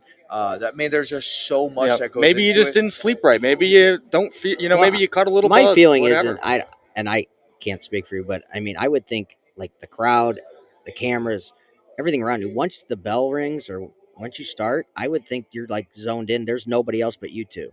You are, but it plays a huge role leading up into it. Mm-hmm. So like all that stuff, all the crowd, the cameras, like can have your man. We are such unbelievable creatures to where little things can affect us at a very deeply subconscious. In a deeply subconscious way, to where like we have no idea that all that stuff actually bothered us or affected us in some way, but our body knows, and we will pay the price for it. Even if you're not, my last fight, for example, I had the worst adrenaline dump I've ever had in my life. I let all the moment get to me, and I promise you, like literally as the fight was starting, Herb Dean was like, "You ready to fight? You ready to fight?" And I was like, "I don't know if I can put my arms up." Like, I'm not. I was so exhausted from the nerves. Yep. There was no physical exertion done yet. The fight hadn't even started, and my arms were so heavy, and from just pressure. So you learn the from nerves. that, right? Oh yeah. So now you know how to one approach of the best it. things that ever happened to me. Right. Sure. Yeah. So now here we go. Yeah. Start over. But I just wanted to emphasize that because that can happen it happens even at the highest level. It does. With experience. With experience. And it's like, it just like, oh crap, I let it get me. Yeah. Like, and it's like, it's too late by the time you figure it out. And I've even experienced it at my very average level of wrestling. It's one of those things, you go out on the mat and for whatever reason you just don't feel right. Maybe you have a quick first period and all of a sudden you're just spent for whatever reason. Think about the pressure. Think about the pressure you put on yourself, even public speaking. Right. Like getting in front of somebody and like talking like, oh, I don't know how this is going to go. Mm-hmm. Let alone when you're about to get in a car accident of a freaking fist fight. Whatever, I think that's one of my favorite ways to explain. That's fighting what it's now. essentially what it is. It is like you basically go to practice every day and get into a bunch of 40-mile-an-hour car accidents, and car crashes, so you can get ready to prepare yourself for an 80-mile-an-hour car crash. I'm gonna tell you what, I'll watch it on TV. Yeah, that's what I said. Good luck to you.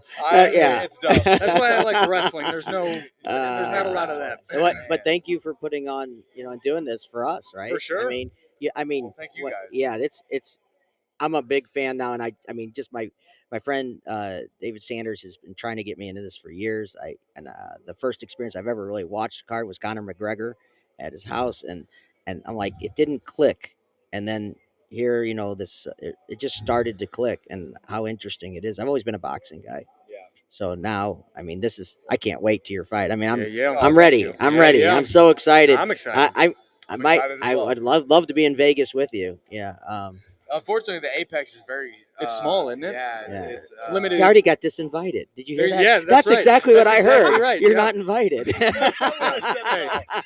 Hey, That's what I heard. Dave, I don't know what you guys heard. I heard like stay in St. Buy Louis. the That's pay-per-view. what I heard. Buy the pay-per-view, Dave. yeah, No, yeah, like no, everybody that's all else. right. Oh, it's a I fight get night. it. There you All go. right. It's a fight night. It's Yeah, a fight night. There you whatever. go. Yeah, you guys. Yeah, but Dave talk. still has to pay for it. Yeah, Wow. you guys. All right.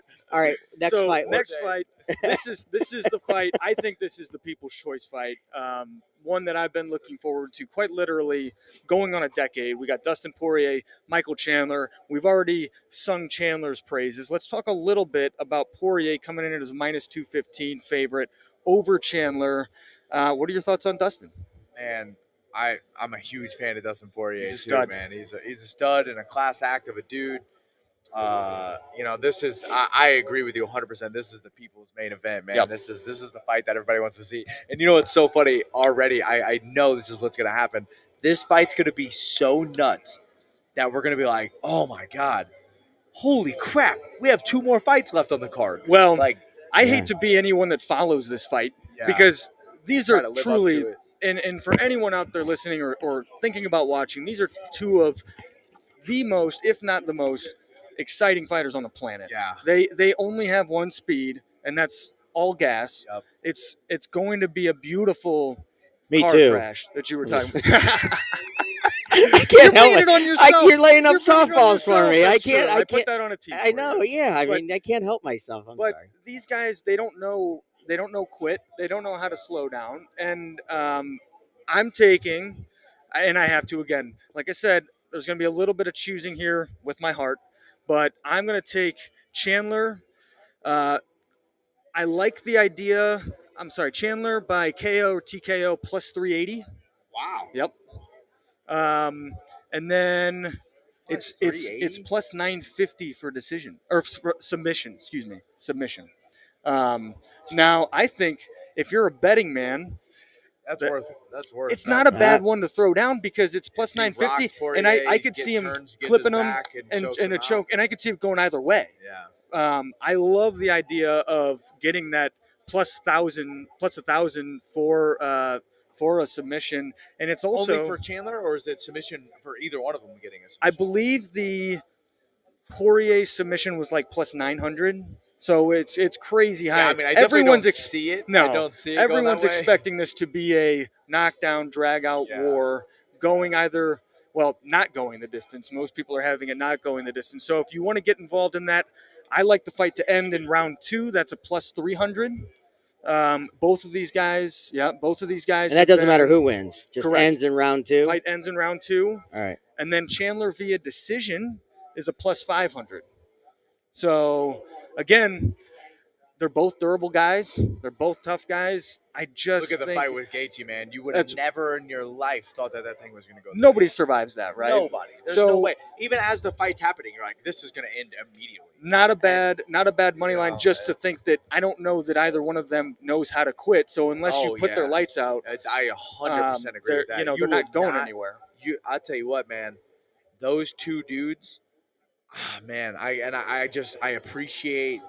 I can appreciate it so much because I'm in it, and I hope everybody else can too. Because like those 2 guys, the level of not just competitor, but the level of just a human being Mm-hmm. those 2 people is unbelievable. 2 of the greatest people in the world. Yep. Because the willingness to endure suffering and just to never quit on you, and most likely because of what you have attached yourself to. It's so much bigger than just yourself. Mhm. They've attached themselves to their family, the people that support them, the everything that they've ever done their whole life. It's like it's so much bigger than them, and that's the only way that you could ever have a will to compete like that. Yep. To just never give up and endure all things, no matter what the price. Totally agree. Love both guys. Shout out to Happen Ace. Big fans of your dad. I'll be pulling for him tonight. I'm taking Chandler by KO or TKO plus 380. For the fight to end in round 2 is plus 200. And then for the fight to end via decision is plus 500. All of those, good value. Okay, in my I like mind. it. Next up. Next up, we got the Carla Esparza versus Zhang Wei Li. Zhang Weili comes in as a minus 340 favorite for very obvious reasons. Carla Esparza plus 280. I don't like betting on this fight, Dave, frankly, because I don't see any situation where Esparza beats Weili. I mean, she is tough, but 35, she's just coming off what is known as the worst title fight performance in history in a very, very boring fight with Rose Namajunas. Okay. To me, she's just a little bit timid. I think Zhang Weili, now training with Henry Cejudo, former Olympic world champion wrestler, so she's rounded out her game. She's going to be too much. I wouldn't even bet that if I were you guys. And then I'm going down to Israel Adesanya finally versus Alex Pereira for the UFC middleweight strap. We got Izzy coming in at a minus 215, Pereira coming in at a plus 185. Important storyline here. Izzy has never been, Izzy minus 215, Pereira plus 185. So Izzy's favorite. I comprehended that wrong. Interesting component on that is that Pereira, for those of you who don't know, has already defeated Izzy twice, but this was in kickboxing.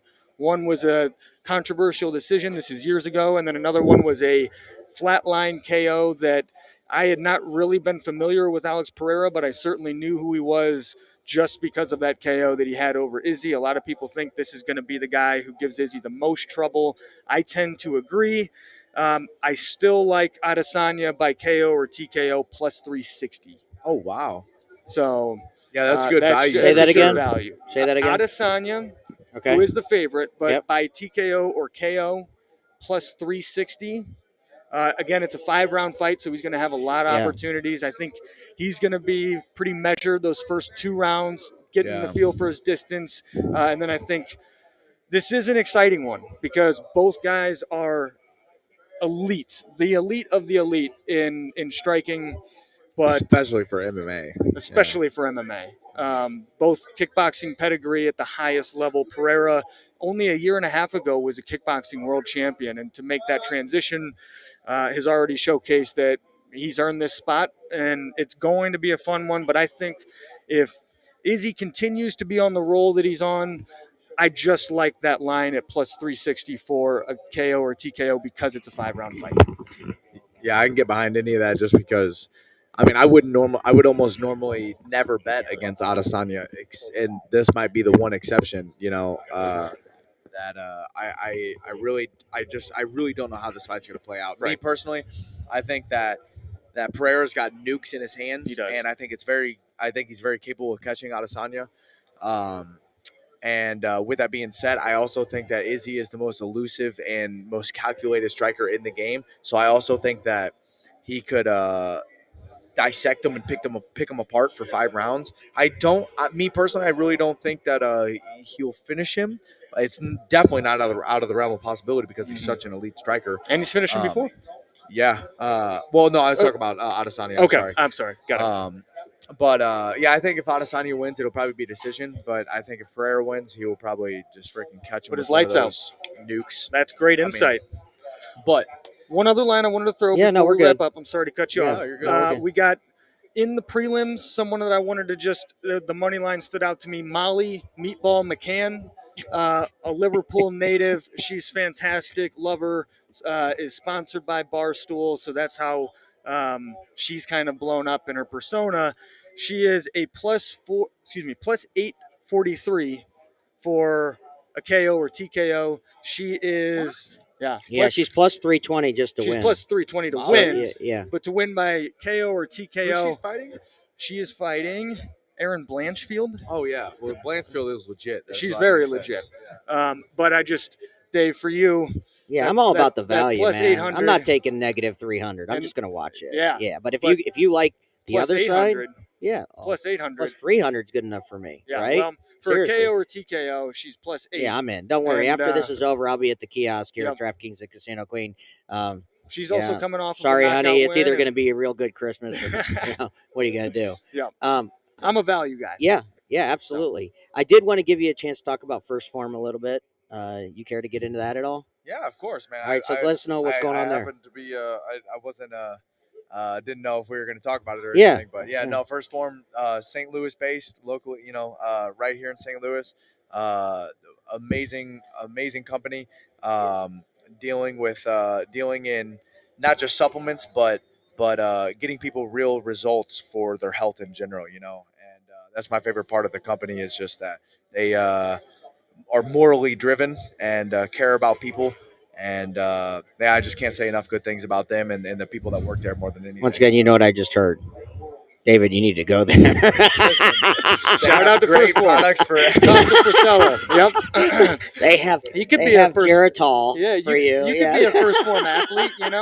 Listen, we're gonna get you in the gym, and you're gonna be That's right. working at First Form in no time. Yeah, never gonna happen. Yeah, 0.0%. In the gym, maybe for like the what do you call it? The smoothie. Yeah. I'll be at the smoothie bar. steam- Yeah, steam room, Yeah, you I'm know. the guy. Yeah. Maybe Going a in the little, hot tub. elliptical. Yeah. Anything helps, man. Recovery, Even right? Saunas. Yeah. Sauna's big. You don't have to sugarcoat Hey. anything ever. Yeah, but Any no. little bit helps, man. Yeah, no. Listen, whatever makes you feel good, right? And I'm all about the right supplements, right, and the right diet. I just don't follow it. Yeah. But seriously, I mean, yeah, I'm all about getting healthy, especially at my age, right? Man, it's just it is unfortunately it's very, very hard, especially nowadays with unfortunately, man. I mean, this is I feel very strongly about this topic with how poor of quality food we have and the stuff that is allowed into our food that we're eating that is poison to us. That's Well, we'll get into that next time. yeah, Hopefully, you'll yeah. join us again, right? Oh, of course, man. I had Yeah. a great time. I thank you guys for having me Can I ask on. one Yeah, final- we got right there. Oh, That's beautiful. our ticker. That's One what we final got. question for you. So, Evan, I coach high school wrestlers now, and they're a lot of them love UFC, watch UFC. But if you were to have a bit of advice for a kid who's coming up, wanting to get involved and ultimately wanting to do what you do and be a UFC fighter, kind of what would your advice be to a kid who looks up to you the way maybe you looked up to Chandler or those other guys? Me personally, man, I would just say be relentlessly driven at whatever it is you do. I don't care if you want to be an MMA fighter. I don't care if you want to be a chef. I don't care if you want to be a teacher. I don't care what you want to do. Be just relentless with wanting to be better in whatever aspect that is. And like I said, I think that especially with fighting, but the recipe for success is similar across the board. It's going to take the same thing. So once you figure out how to be great at one thing, you can apply those same disciplines to everything else you do. So I would just say if somebody's specifically wanting to get into MMA, take every chance you can to be better in any way you can and take advantage of every resource you have. Don't worry about if you're not getting the best training. Don't worry. Utilize whatever you have at your disposal at the moment and just continue to work hard and treat people right and things will work out. Extreme ownership. Extreme Chandler's ownership, big always. on that. Yep. Always. All right, guys, on you. we got to wrap this up. I want to thank Micah Mills, Evan Elder. Thank you, Man, Dave. I wish you well on your. I'm sure we'll Thank talk you. before then. Yeah, I of hope so. course. I hope so, and I hope you come back, whether it's by through the computer or whatever we call these things these days, or live in person when you come back to St. Louis. Thank you guys so much. I appreciate it, guys. We take a quick break. When we come back, it's Peter Sipple, our fantasy expert. We'll be right back.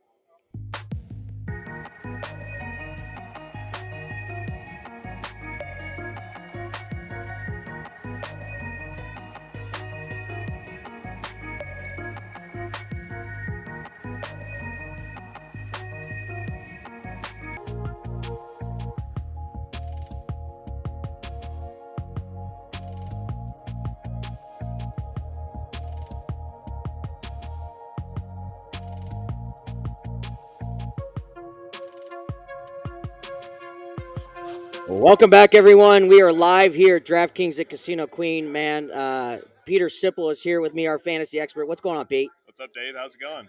I tell you what, really interesting, fantastic show so far. Yeah, it's tough to follow that guy. I mean, that's awesome. That's good Great stuff, effort. man. Yeah. And Clemson live from Memorial Stadium. I mean, we had a little hiccup at the end where we dropped the sound, but that we were basically done. Yeah, that's live, right? Yeah, Right, yeah. Russell? No, I think that was about as good as it could go with Clemson. So, Yeah, no, yeah. yeah. Wait a second. Was that implied of anything? No. I don't know. Boomer John, Yeah, I love it. All right, Pete. We've got about 20 minutes. Okay. I want to get into. We talked on 590 yesterday about some fantasy picks. Let's go over those again. Setting your lineup. Let's go. Definitely, yeah. So yeah, just kind of based off what I was saying yesterday. The past few shows I've done with you, and we've touted the Chiefs. They've done really well. I love the Chiefs stack again this week. Actually, I tweaked it a little bit from yesterday's show because I was telling you the slate was very tight in terms of salary. So I'm actually looking at some cheaper guys on the Chiefs this week because McCole Hardman did actually get ruled out. Mike, a little bit closer. Closer? Yeah. Good. Yeah, we're good. Good? Okay. Yeah, let me try this. Okay. Good. Good. Okay. All right. Sorry. No, we're good. Yeah. So, in terms of the Chiefs guys, McCole Hardman actually did get ruled out. Okay. You thought that would happen. Yeah, it was trending that way, but he did officially get ruled out. So that's actually really good news for Juju, who I liked already. And then another guy that is definitely going to be more of a wild card, but I'm liking Marquez Valdez-Scantling a lot. He's only 4,100 on DraftKings. Really, that's it? Yeah. Wow. He has been struggling. He only got one target last week, which is a little And he dropped concerning. it, right? He did drop it. Yeah. Yeah. It was not great, but he still is just a big play guy. He's the type of guy you want to play in tournaments. He could easily catch a 60, 70-yard touchdown. Yeah. Yeah. The only concern I have is, so I'm sure you know, they acquired Kadarius Toney a couple weeks ago from the Giants. That was actually a good pickup. He only played 12 snaps last week. I could see him increasing in volume this week, but it's really a wild card of how much he'll actually be played. So I think for now I'm going to stick with Juju and MVS and just kind of give it a few more weeks with Toney and see where that'll go. Yeah. Also in that game, I think Is Kelsey still worth it?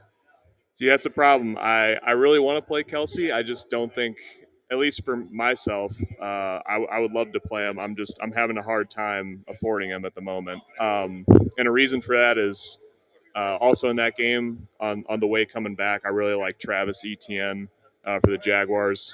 Shout out Clemson, John. Clemson, great. Yeah. All roads lead back to Clemson. Right, of course, always. But yeah, no, I think even in a game script where they could be trailing a lot, he's a good pass catching back. I believe he's gotten 30 and 28 touches the past 2 weeks, so they're really ramping up the ball for him, and I think it's a great spot to bring it back with ETN. So that's definitely my favorite game of the week on the slate. All right. I like value, right? I like value, yeah. So, you have to when you're taking Mahomes and Kelsey. I mean, you're going to have to be cheap somewhere, right? Right. And so, where do we be cheap at? Yeah. Where do we go, right? Yeah, and I kind of talked about this yesterday, but DraftKings has done a really, I don't know if you want to say a good job, but a difficult job of making lineups this year. The salary has been really tight across the board. So some of these value guys are a little on the thin side, but they're still the best options we got. And one of them actually didn't mention him yesterday, but Donovan Peoples-Jones for the Browns. Yeah, I like him. Yeah, he's 4,300 on DraftKings, and a lot of people think he's just kind of a boomer bust guy, big play guy, but he's actually been very consistent this year. I believe he's been somewhere in the range of 9 to 12 DraftKings points pretty much every week. And I actually read an interesting nugget last night, and it's something I haven't thought about in a long time, but it's true. So Amari Cooper, the number one receiver for the Browns, his home road splits are crazy. I'm not sure if it's like the sleep he gets at home in bed or what, but he's like way better at home versus on the road. And the Browns are traveling this week, so I mean, if that trend continues, I'm not sure how much stock to put into that, but it's at least a little tidbit. So I think that could help Donovan Peoples-Jones get some more targets. And he's actually been fairly consistent this year. So he's probably one of my favorite cheap wide I'm receivers. adding them in right now. Adding them in. I'm filling out my millionaire maker right now. Easy lineup. Well, yeah, no, not an easy lineup, but I'm filling it out right now because gonna go for the moon, right? I want to be the guy that says I won the millionaire maker. That would be a good feeling. I want to give you the credit. And I'll share a little. Yeah, you just gotta give me a little bit. Yeah. That's all. Oh, that's all. You gotta pay the juice, right? Just a little bit. It's okay. Yeah, don't worry. We'll be. We might be on a plane to Vegas, right? That would count as a payment. Be a bad idea for me, but good idea for you. All right. Let's see. Matt Collins. I mentioned him yesterday on the show. Collins. Matt Collins, a wide receiver for the Raiders. I mean, he's not a great football player, honestly, but he's been getting a lot of volume. He is questionable. No. Mac Collins. Mac? Yeah, M-A-C. Yep, the guy with the crazy hair. Oh, 4,200. Yep. Now it says, opponent rank second. Yeah, I mean, good value though, right? Good value. 4,200. Yeah, and honestly, we got to do it, right? Yeah. We got to film in somewhere, right? And then on those like opponent rank things, sometimes like I don't look into those a ton because they can be a little misleading in terms of like, how big is the sample? What exactly does that stat mean?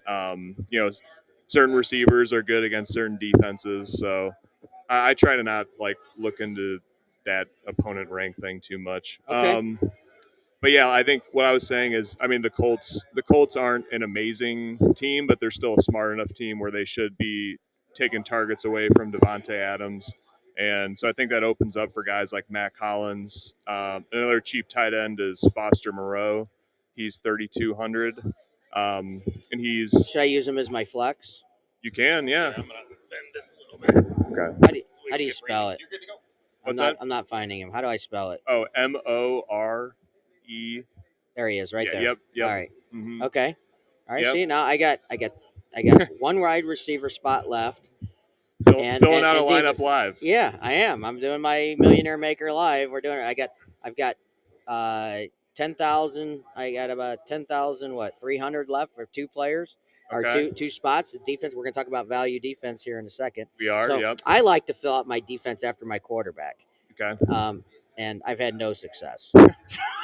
I'm serious. I've never made any kind of. I hit for $300 once. Filling out my lines because you have to find those 4,200 guys, the 3,200 guys that are going to give you 10, 12 points, right? Yes. To put you over the edge. And you have to get very lucky with defense. Your defense has to score one or two defensive touchdowns. Yeah, you really gotta get lucky on those ones. All right, we're not at defense yet, or should we go to defense and go back? I mean, since we're here, I mean, I think we talked. We like the Vikings. I believe they're 20. Yeah, see, this is how it works. We like the Vikings, right? When Pete likes something, we like it, right? And you're wearing Viking colors. There we go. I mean, how does it miss? The superstitions are here. I mean, right? this morning I was like, I'm going to tout the Vikings defense. I got to put on my purple sweatshirt. Yeah, so all right, here we go. So they're at the bottom. They're 2,200. They are. And what's great about that is it's going to leave me 6,650 to put somebody else in my wide receiver spot. Yeah, so that's a decent amount left, right? Yeah. All right, all right. So we're going with the Vikings in the defense. Thank you for coming down, Jeff Crawford. Appreciate it very much. See you, man. All right. What do I got to work with? I got two spots left. I got a wide receiver and a running back. Okay. So, all right. We got 13,300 to work with. What do you want to do? Running back or wide out? You tell me. What would you do first? I think we're gonna go with because I'm using Etienne. Etienne, yeah. Etienne is my running back, and you said how much? 66. I got 6,650 per player, 13,300 right, total. I think we're gonna go with Dameon Pierce. Running back. Yeah. Texans. Running back. All right. So he's. I mean, it's not a great matchup this week against the Giants, and price is right. It's a good price, and his volume has been insane. He was one of my favorite picks this year in season long because he was a rookie that really broke out towards the end of camp. He's a really talented player. I mean, he should be getting 20 to 25 touches, and at that price, that's just way too good. So I have to ask, and can you use too many players on the same team? like I'm using Mahomes and Kelsey. Right. Would you add a Kansas City wide receiver to this? I definitely would. Okay. Yeah. So No, I'm thinking usually, right? Yeah, usually when I pretty much always stack when I'm playing the main slate of DFS, and my rule of thumb is I usually like to stack with two other, like a wide receiver, tight end, or two wide receivers, just because I think it really enhances the upside of your team. If Mahomes and the Chiefs score 40, 45 points, you're most likely two or three guys are doing really well. So I can you get wanna- Smith Schuster. I've got You could. 7,000 at 6,000. Take him. Lock it in. I would lock it in. All right, yeah. let's lock it in. We are officially locking in my millionaire maker. From the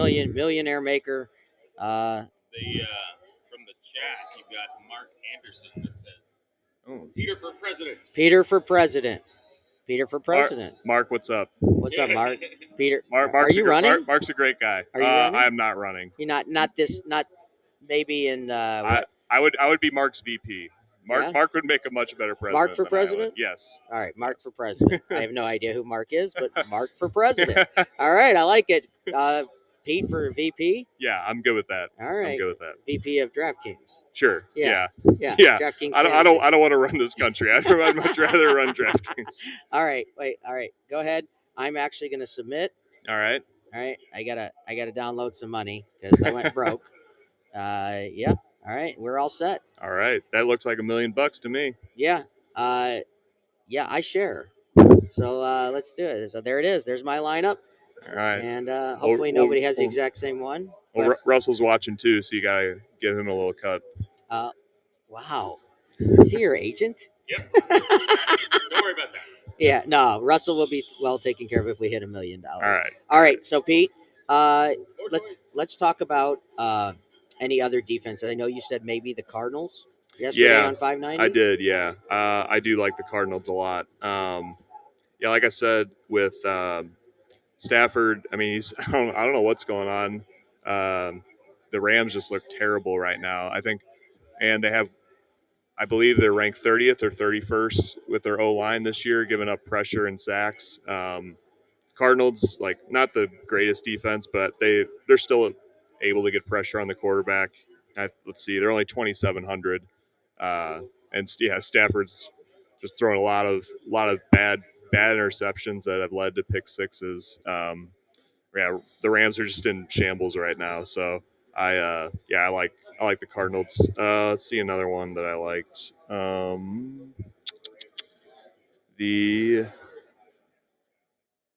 Well, actually, they're a little more expensive, but as a tournament defense, I like the Saints this week. They're 3,500, so they're pricey, but I do think it's a good D-line, O-line matchup for the Steelers. Okay. And yeah, I mean, I do like Kenny Pickett, but he's really prone to a lot of turnovers, and I could see a pick six or a strip sack, fumble, TD here. So. Well, you can also see Stafford good for a pick six. Too, right? Yeah, definitely. Yeah. So Ryan comments thoughts on Missouri, Tennessee, OU today. What is I know the line's 20? Yeah. What do you know what the over under thoughts is? are take Mizzou plus the points, move the line to 21. Those are the thoughts from both Ryan Kinder yesterday on 590 The Fan and Clemson John. So take Mizzou plus the points. If you can move the line to 21, go ahead and do it.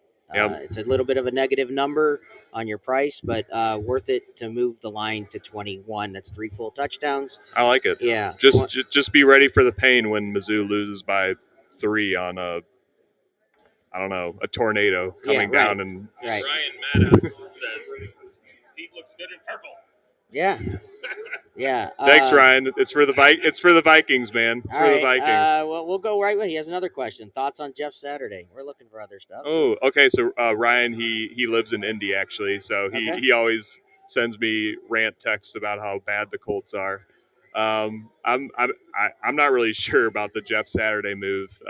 For last I knew, he was analyst on ESPN, right?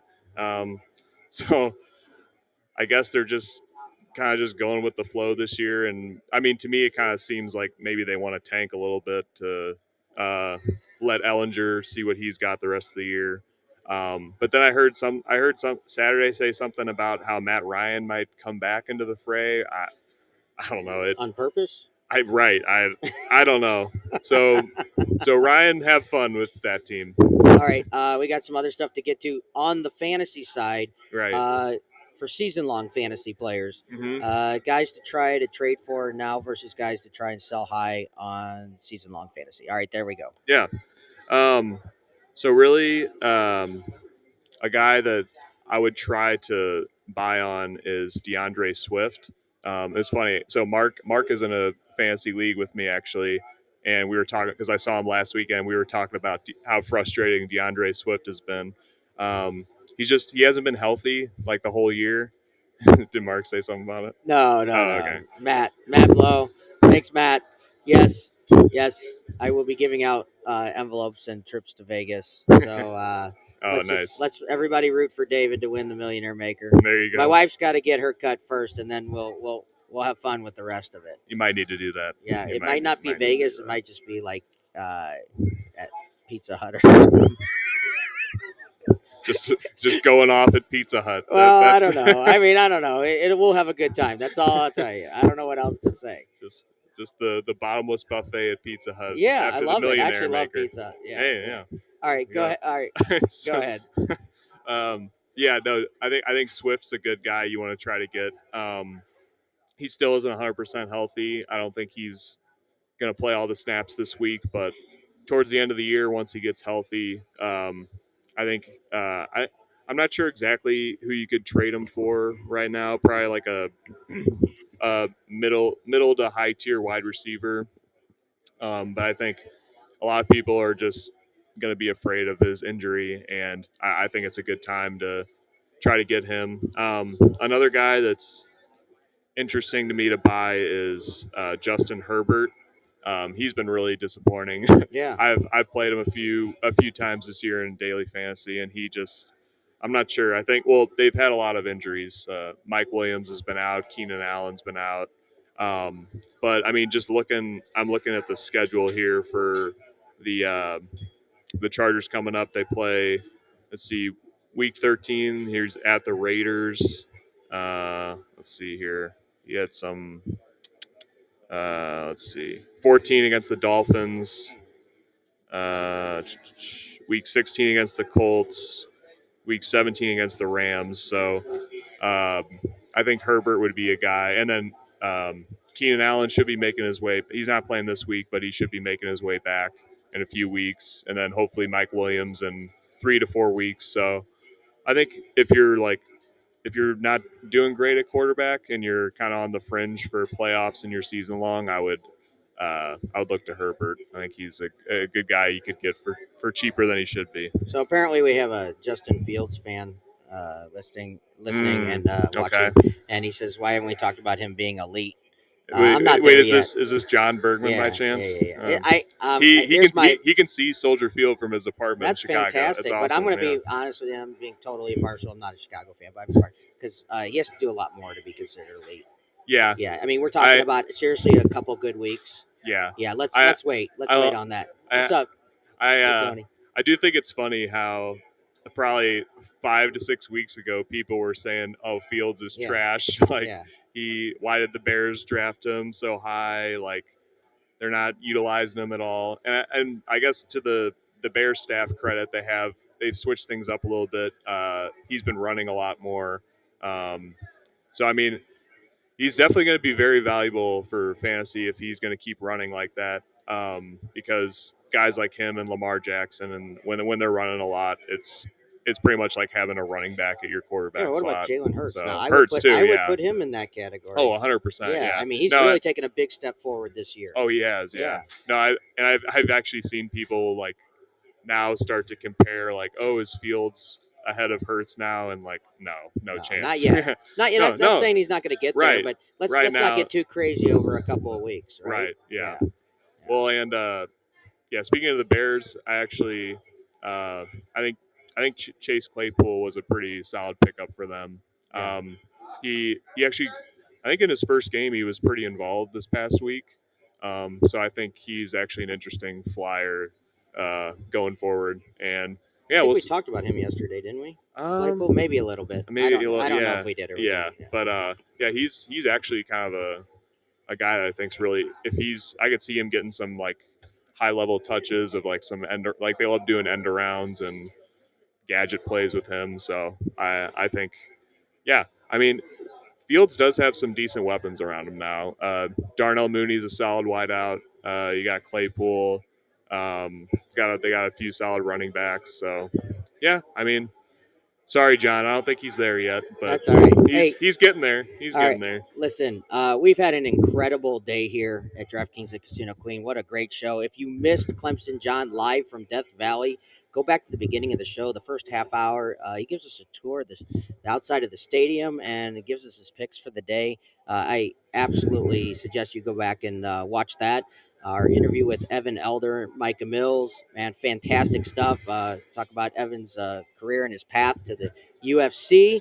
And Micah's picks for tonight's big card with the UFC tonight. Yeah, I'm gonna go watch with Micah tonight. Oh, so fantastic! I know you're gonna have a great time. Pete, thank you so much for your insight. Every week, Pete is with us on 590 The Fan for his fantasy picks for the week.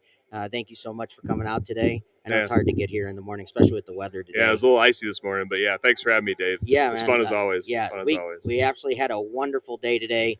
Please check us out Friday nights from 6 to 7 on 590 The Fan. We're here at DraftKings at Casino Queen every Saturday morning from 9 to 11.